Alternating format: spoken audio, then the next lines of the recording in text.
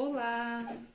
Pessoal, o vídeo de hoje vai fazer uma revisão do gênero textual artigo de opinião que já foi abordado nas nossas atividades online e que vai estar presente também no simulado de redação que está chegando aí. Então vamos lá! O artigo de opinião é um texto dissertativo argumentativo que se diferencia por, como já diz no nome, trazer a opinião de seu autor. Ele pode vir em primeira pessoa, eu, também o nós, e em terceira pessoa, eles, elas. Quando vier em primeira pessoa, é interessante, pessoal, a gente percebe bastante isso nos artigos de circulação geral, não colocar o eu claramente. Então, ao invés de colocar eu acredito que, você já começa com o verbo. Acredito que novas medidas são necessárias. Então, você vai suprimir aqui, ocultar o eu, para deixar o seu texto menos subjetivo, certo? Porque apesar de ser um texto em que a sua opinião é fundamental, ele é um texto do meio jornalístico. Segue uma formalidade, certo? Que trabalha com atualidades, então são questões polêmicas de circulação nacional, mundial, que vão estar sendo discutidas, e esses textos vão aparecer em jornais, blogs, sites, revistas impressas e digitais, e aparece também nos livros didáticos. Por que será? Então, é devido à relevância social do texto, certo? A função social de um artigo de opinião é trazer à tona, ao público, o debate, a discussão dessas temáticas polêmicas, para que novos posicionamentos sejam criados, novas visões, certo? Uma visão seja mais clara, mais aberta sobre esse tema que estiver sendo debatido. A linguagem do texto deve ser formal, seguindo a norma padrão. Há algumas exceções? Sim, dependendo do público-alvo do artigo de opinião, a linguagem pode ser aí modificada, menos formal, para atingir o público leitor, certo? Então vamos agora para a estrutura, que se divide em 3 etapas, já conhecidas por nós: a introdução, desenvolvimento e a conclusão.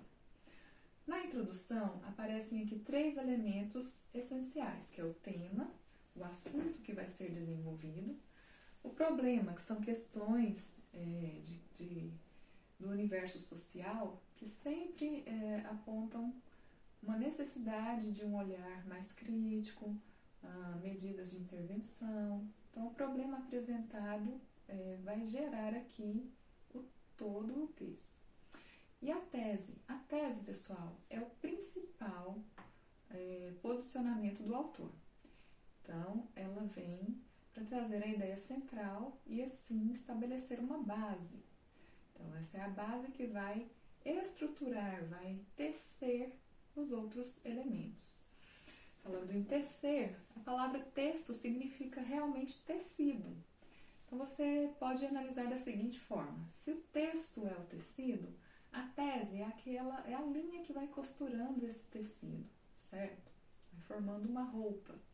E ela vem desde o início para finalizar aqui, olha, na conclusão. Então, é uma parte muito importante do texto, a mais importante é a tese. Depois nós vamos para o desenvolvimento. O desenvolvimento nos traz argumentos, o argumento 1, o argumento 2, que devem estar harmoniosos entre si, dando uma sequência ao texto. Porque o objetivo do artigo de opinião é convencer, persuadir o leitor a aderir ao conceito que o autor está trazendo, certo? A ideia dele. Então, o que é argumentar? É partir de fundamentos, informações, para uma análise mais profunda. Então, você vai pegar aí essas informações e estar justificando através de alguns exemplos, através de esclarecimentos ao leitor e do tema, fazendo uma relação sempre com o tema para poder trazer coerência e coesão ao texto. Depois vem a conclusão. A conclusão parte dos seguintes elementos: síntese do tema, proposta de intervenção e reafirmação da tese. Nessa proposta de intervenção, pessoal, você tem que apontar um direcionamento, uma solução para o problema apresentado no início, certo? E a reafirmação da tese é o que eu falei da linha. Ela vai costurando e ela tem que voltar aqui, certinho?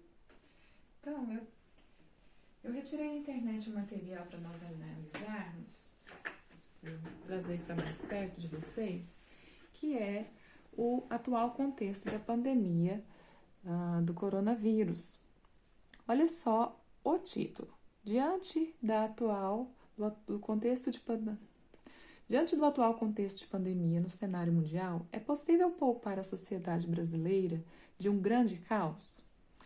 Então, o autor divide o texto em introdução, desenvolvimento, conclusão, e logo no início ele usa um autor, cuja obra é Utopia, para apresentar uma sociedade perfeita, que, como o nome já diz, utopia é só o plano dos sonhos.